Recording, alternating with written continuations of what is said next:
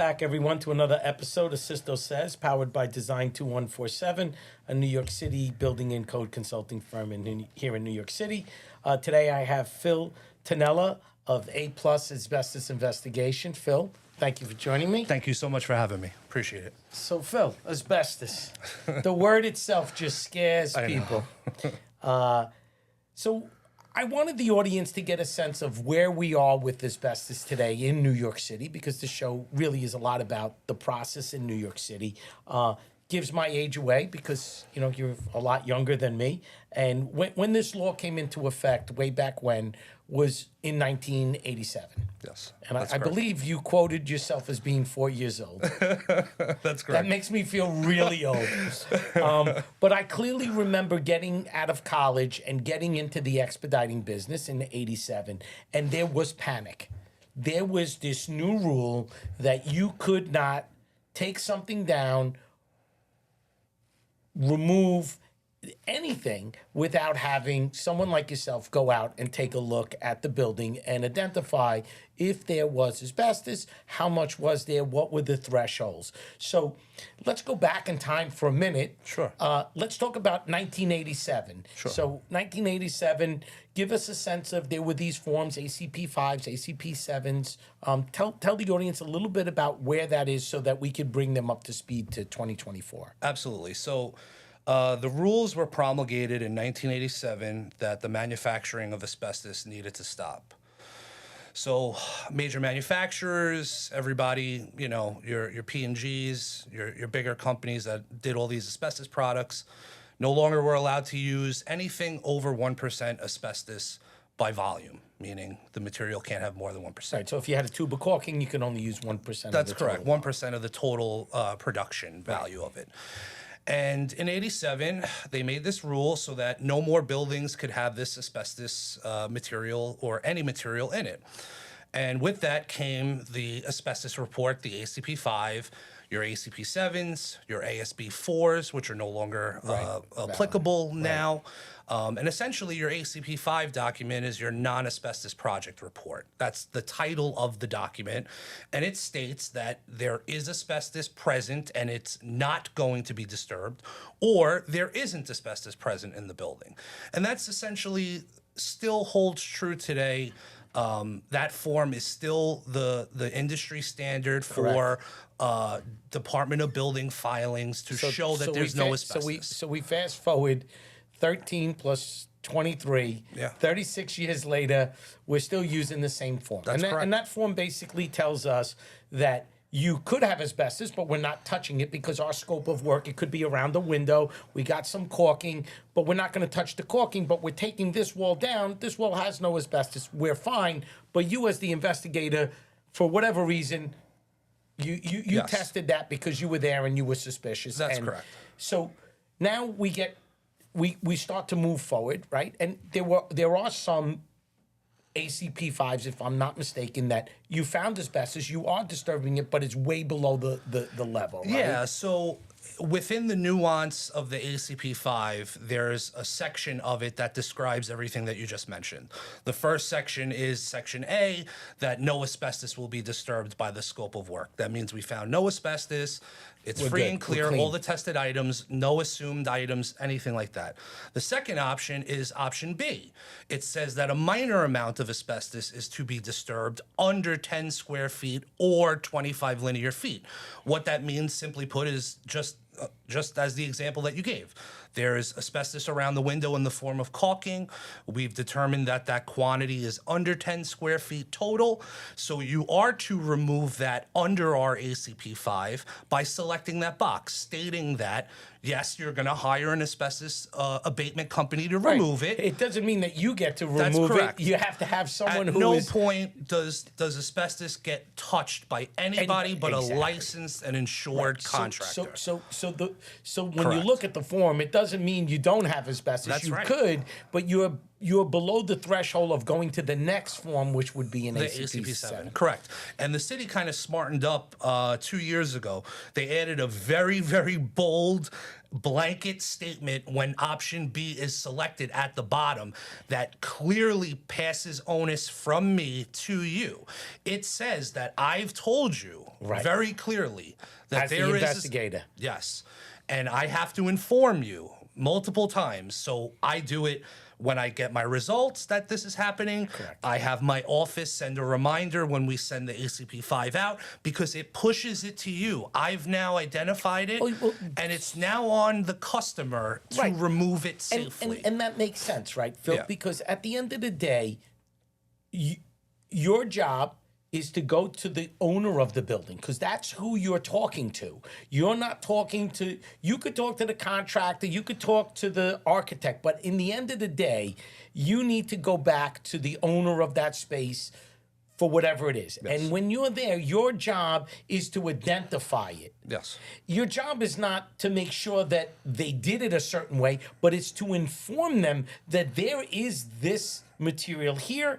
Yes. These are the rules within New York City, and that's why we do samples. That's why we send you an email. That's why we send you a copy of the form, and that's why we tell you that if you're going to touch this, you better make sure you hire a proper company to remove it. That's correct. And unfortunately, New York City DEP, as soon as I click that button, when I submit and I pay the fee, they could real-time audit the inspection. That's kind of why this process has been developed by them, so that they can real-time go out and make sure that this is happening to hold me accountable and hold the building owners accountable as well. Because, you know, listen, technology has changed our world. Yes, totally. You know, I have a great story to sidetrack just really quick. You live in Staten Island. Yes. I've done work here in Brooklyn forever. Many, many, many, many years ago, which they just tore it down, on the corner of Atlantic Avenue and Hick Street, there was the Long Island College Hospital parking garage. And I worked on that project with the architect, with the contractor, and we were ready to get a TCO. And we were a couple of pieces away. And the commissioner in Brooklyn at the time was Joe Trevisano. And I'm here in the office in Brooklyn, and the phone rings. And he says, hey, Sisto, did I give you the TCO on the parking garage? I go, no, not yet. We're still a few pieces away. He goes, okay, good. Do me a favor, call Long Island Hospital and tell them to take down the sign that says, we're open.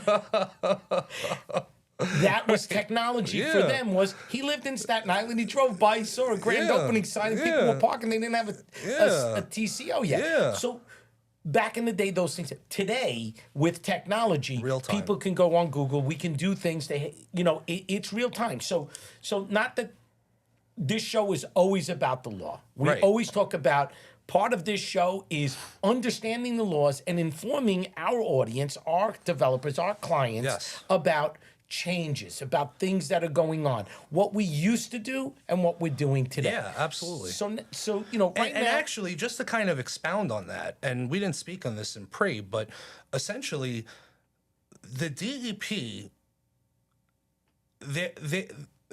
I follow the rules, you follow the rules, we're talking about law. But the problem is that there's so much work, the volume of work. That's a problem with a lot of the agencies. Right? So when they do go, because of the volume of work, there's a likelihood they're going to find something, right? And that's kind of what we're trying to avoid happening by having clear communication between the asbestos investigator and the client, so that when they do go out, they have what you're they need. not the person that they're going to get. They're just going to go in.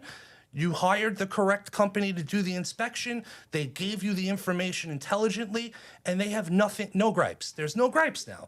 Now they can knock on the door. Your contractor can let them in happily. They could walk the space, knowing that you hired somebody that did the right thing and that you have a correct report. That's kind of the biggest part of this. And that's the beauty of having qualified consultants on your team. Totally. You know, one of our shows was, putting together the right team. Yes. And, the right team is a big part of being successful in doing construction in New York City, whether Yes. it's your engineers, your architects, your owner's rep, your special inspectors, your asbestos Yes. investigator, your abatement company, your expediter, across the board. Yes. Good teams create winning scenarios. That's correct, because in all honesty, the DEP surveys jobs based off of an algorithm. Right. So the more the asbestos investigator is doing more work, the more they're going to be under the eye of DEP. Right. So the better companies, if you're working with the better ones,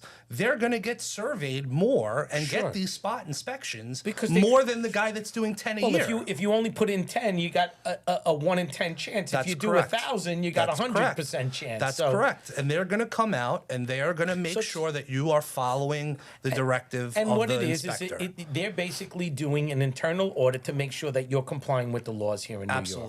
So we fast forward a little bit. So right now, my understanding, and I believe this to be correct, I'm not in the everyday anymore, but the building department, when you start a project, is really for the building department. The only thing we're really investigating is asbestos.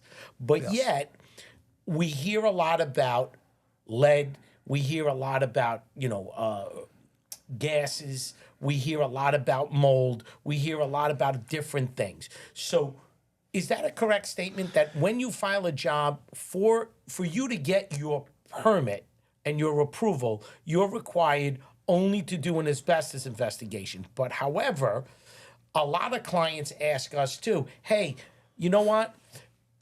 Our owner's rep is saying you should test for lead and mold Yeah. also. Yes. So, Yeah. so tell us a little bit Yeah, about that, and so, just please, yeah. just if you could, I wanted to be comfortable with you that I'm course. saying the right thing about what the DOB absolutely. wants. What you said is 100% accurate. They only have rules and regulations in place for asbestos, and that's why the building department regulates it so heavily, because you need that permit to submit. You can't move forward with your filing without asbestos compliance. You can't submit to FDNY without an asbestos Correct. report. So they haven't developed that for mold, lead, gases, oil spills, things like that. So yes, you're 100% right. The asbestos ACP 5 form is currently the only environmental form that's needed in terms of hiring an independent company for your Department of Building filings. But yes, we do get asked all the time, is our radiator have lead? Do the rads or the windowsills, window jams, window Right. casings have lead? I had a leak last year. Do you see mold? Sometimes it'll be in unison with that, but it is not a requirement for the building department. So it would just be for factual and for data purposes and to try to remedy it, of Right. course, obviously. Yep. Makes sense. Yeah. Right. But at the same time, we hear everything about mold. We hear all about these, but really, in reality, during construction, the main thing they're looking for is the asbestos. That's right. They haven't figured out a way to tax it yet. Is my thought. And That's a makes- personal opinion. yeah. I don't, they haven't figured out a way to make it like asbestos, where there's a hard rule, because the mold, I could go into a mold project and I could develop a strategy to remediate that mold, but you could go in as a mold inspector and have a different strategy, because there isn't one standardized way of doing it. I was just gonna say, we see a lot of these big companies that go around and they do mold remediation, and I always, they're taking asbestos out. It looks like we're getting invaded, right? They're doing mold, and it's a whole different process. Big companies. Right? So it's a different process, but yet long-term effects on the people living in the building, the mold is not good. No. It's very No. bad. Yeah, it's a living thing that's Yeah. growing as we speak. Yeah, it causes me to pause all the time. Like I'll get calls for fire restoration projects, and I'll get in there and they're all completely down to the studs, painted in white. Everything's done. And they need the ACP 5 to file for that restoration work that they're planning on doing. I turn around and I say to myself, why am I here today? Yeah. The place is completely devoid, broom swept of all the material. Now, XYZ Fire Restoration Company went in, removed all this Right. material, Where was their asbestos report? but yet, the lowly single family small house in Brooklyn wants to put a deck on the back of their house, and they can't do it without filing an asbestos report. Right, So, so- there's like these little small. Yeah, so let's talk about that for a second. So, I remember back, 10, 12 years ago, I would recommend a firm like yours, which we've worked together on many projects Yes. together, thank you, how do you make the decision? So people come to me, well, how much is an asbestos report? I says, well, we don't do it. Here's a gentleman, call him up. Sure. So obviously there's a set rate for you to get there and do things. Yes. Right? And then when you get there, the thing was, nowadays, the sampling Yes. is gotten Yes. expensive. Yes. Right? And Yes. everything's expensive, but Yes. sampling. So a gentleman like Phil walks around, he says, okay, sister, what are you doing on this floor? All right, it's 2,500 square feet. I'm taking everything down. You look around and you go, okay, well, these are all new partitions. These are new ceilings. You're not touching any pipe insulation. What are you doing with the windows? Oh, well, we replaced the windows. Okay, you know what? Let me look at all the mechanical piping. Let me take a look. Oh, you got some floor tile. Let me sample down there. And you, as the investigator, do you make that decision of Yes. what to sample? There's no Yes. like menu that says you must do this. It's kind of your experience. Yeah, so I liken, of course, I have this discussion every day with a new customer, right? And my best explanation for it is like, those painting classes where you drink wine and you paint a picture? So it shouldn't be this, but it ultimately, in the asbestos investigation world, it turns into this where I'm looking at one picture, you're looking at the same picture, we're both drinking and painting. My picture turns out one way, your picture turns out another way. But we're both completing the asbestos report for you. And I'm signing my report and you're signing your report. So it's really up. There is a subjective. standard. It is subjective, but there is a standardized protocol Correct. that we adhere to. There's a minimum protocol which is in place. But yes, for me, I like having data. Data will always save you. You can never say I go to the plate for my customers because I know we took the data that's needed for the report. Whereas somebody may feel, that looks like peel and stick 12 by 12 tile from Lowe's. I'm going to sample it because there's no manufacturer's information on the back of it. Right. He may just say, it's peel and stick. I'm walking past it. I'm not going to sample Correct. it. So that's but where- you need to sample that Right. material. So that's where your That's expertise. the reality. But one of the things that I was always intrigued about, and a good friend of mine was in the boiler business also, and he was an asbestos investigator, and he and I took a pickup truck with boxes and boxes and boxes. They did 1,000 boilers a year to his dad's warehouse. We have moved those boxes now 4 times because I don't know what the statute of limitation was, Right. but I believe at that time it was like I couldn't be misquoting this, Phil, Yeah, but yeah, I don't want to yeah, exaggerate. I gotcha. But I know it was at least 20 plus years. Yes. So tell us a little bit about that, because I was like, wait a second. Your taxes is 7 years, but asbestos is like 30 years or 20 Yes. years. Yeah. So tell us now what that rule is, because not only do you do it, not only do you sample it, not only do you put your license on the line, but you have this major responsibility Yes. of protecting that data. Yes, that's correct. So the record keeping requirement for an asbestos report is 30 years. It is 30.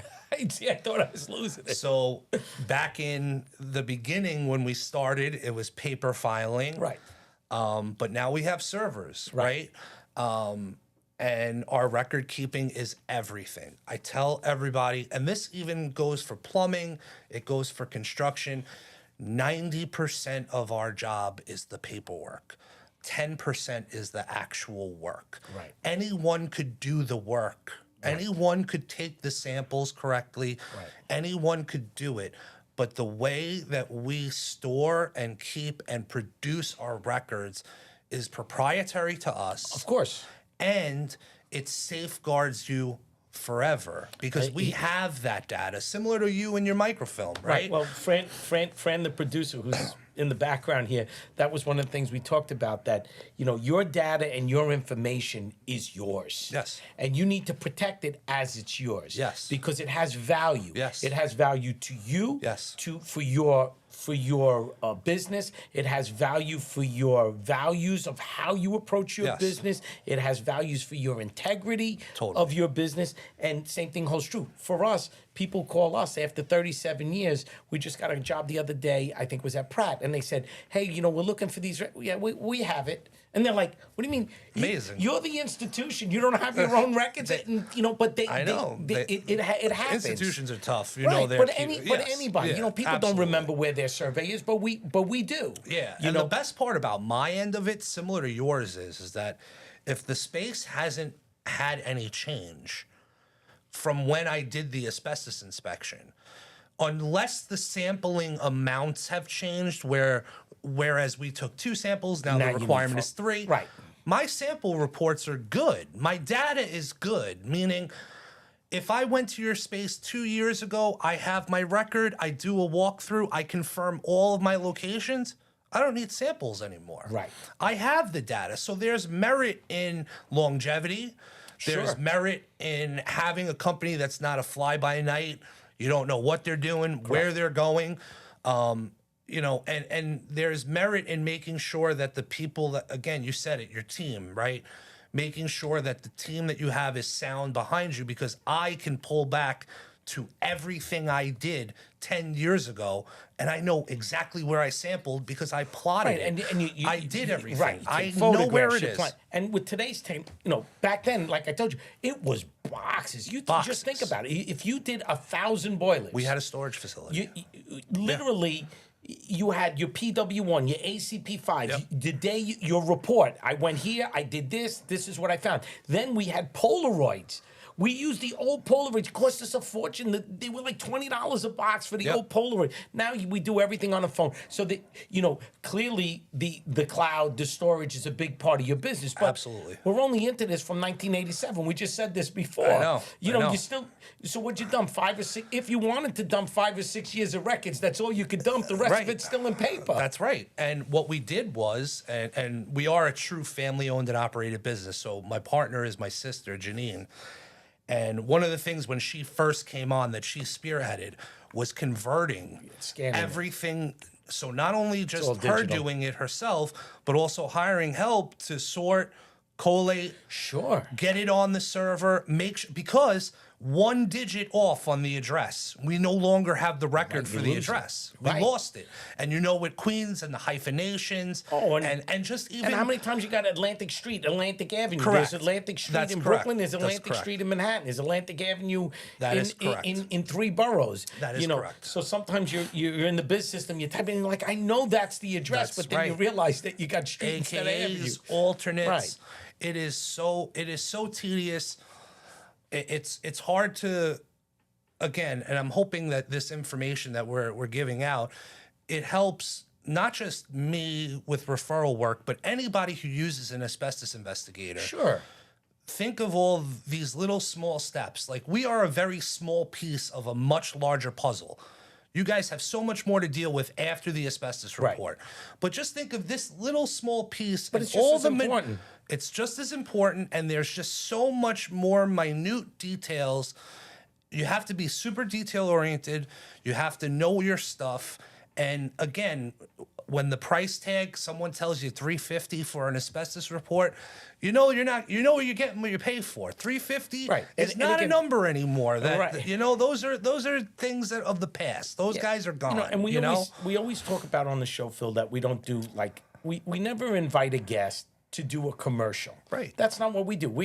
You came in. I had a great conversation when we met through a good friend of ours, Yes. Steve from New Age Engineering, and Steve is a great best. guy, and he recommended you right off the bat without hesitation. Yep. You and I had several calls. Then obviously, as soon as we talked, we knew we did business together, and we actually worked on a job together where there was a situation, right? Yeah. And it was a minor thing, Yeah.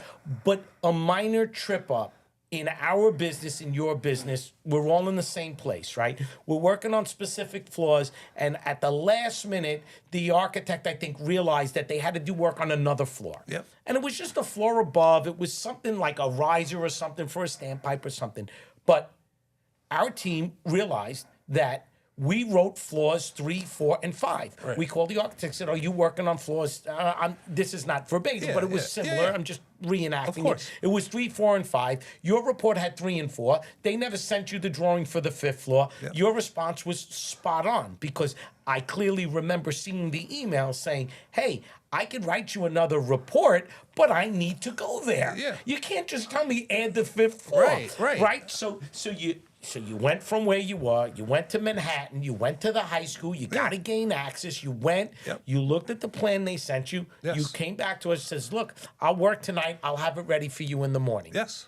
Bingo. You didn't need to take a sample because what it was didn't Right. require, but you Right. didn't just write the form. That's right. And I think that is exactly how sometimes you say, "Well, what's the big deal?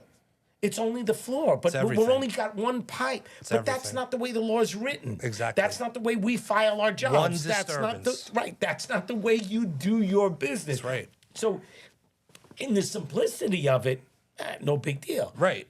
But the reality of it is, you could get fined. They can stop the job. The We owner can't gets get it- fined. The owner gets fined. The expediter can't file it. We Yes. can't get a permit. You Yeah. know, it just goes on and on. That's and on. that's a great example and a very commonplace example. We get left out of floors all the time. We need correlating information. This is all asbestos investigators. Our reports should mirror exactly what you're filing. Correct. You want to list cellar basement 1 through 3?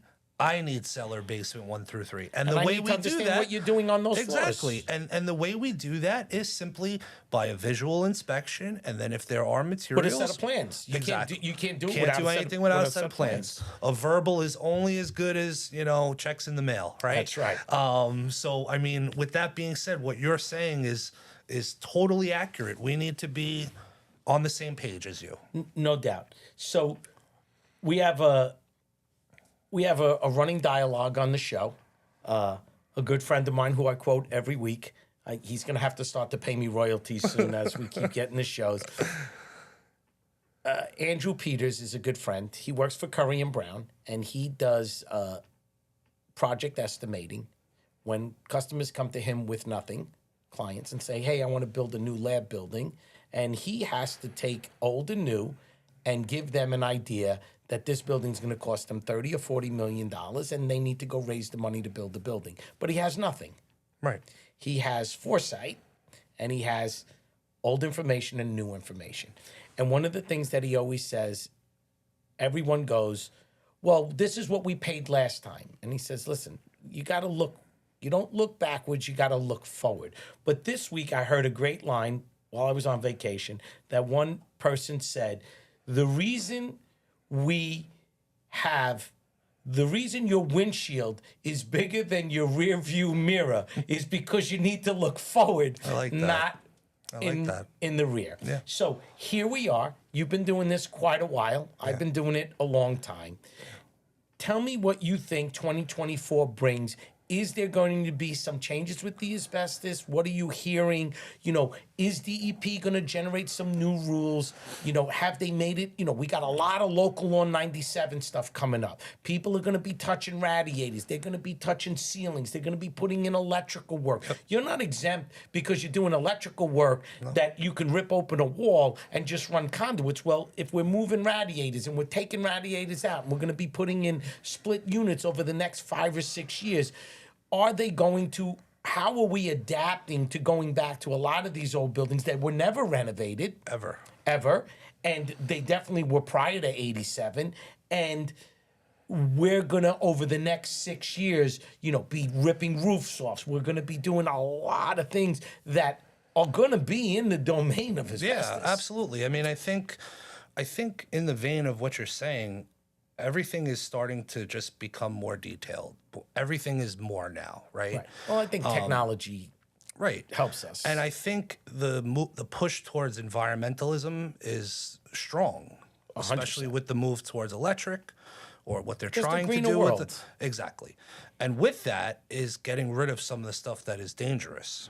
So I think in 2024, I feel like DEP is pretty set in what they have in terms of regulation and how they want the sampling done. I think that the last change that they made 2 or 3 years ago was pretty solid, solid. and that foundation is going to be good. They're going to change a little bit of the processes on the abatement side, not my area, Right. but definitely the abatement side with confined space and things like that. So for our customers going forward, what we've been doing over the last few years is pretty status quo as we go into 2024. You're believing that last change is set a really good standard for us to abide by, and it's probably not going to rock the boat Yes, this year. what I think this year is going to be more stability. I think they're going to push towards adding more materials to the list of no-no, meaning I see fiberglass coming on the horizon, which would be unbelievable. I'm sure you can understand considering how much fiberglass has been installed, but it's very dangerous. Anyone that's worked with it knows how difficult it is to negotiate. You got to take a cold shower, it gets in your arms, it gets in your face, your eye. So I think that would be the one thing that I see kind of happening is the push to getting rid of fiberglass and more to foams and rubbers. I just did a project where they used denim to insulate the walls. Really? It was salvage denim. They put holes in the roof, long cylinders, created natural light that way, no lights in the whole building, and denim in the walls. They were like a total greenhouse in the middle of the Bronx. Oh, that's crazy. Yeah, it was awesome. I got to look that up. Yeah, and it was salvage denim, and it's definitely, I think that's what I'm gonna see in alternate 2024 materials. is alternate materials, getting rid of fiberglass, staying with because they're very strict on asbestos. Yeah. So if they get any stricter, it's going to be tough. It's going to be tough to work out here because the rules they've already They're changed. really tough. They already changed what the asbestos abatement contractor is allowed to do working in wet walls and column walls because they consider those shafts air Right. shafts. So now they have to protect differently. Simple 2-day projects are getting expounded into 4 or 5-day projects. So I think for the most part, they're going to stay with what we have in 2024. But as we look more, 5-10 years down the road, they're going to start adding more different products to the no-fly zone and just kind of, keep moving and pushing towards greener projects. Well, I could say for sure that I know I'm not an asbestos expert, but this has been incredibly informative. Phil, I would say this in the most proud and encouraging way. You have a passion for what you do. Thank you. And I know that people with a passion for what they do also turn out a great product. So anyone who needs an asbestos investigation, you could always reach out to Design 2147, or you could reach out to Phil directly at A+ Asbestos Investigation. And thank you for coming in. Thank you so This much has for been having me. great. This was awesome. I really appreciate it. Thanks, Bill. Thank you.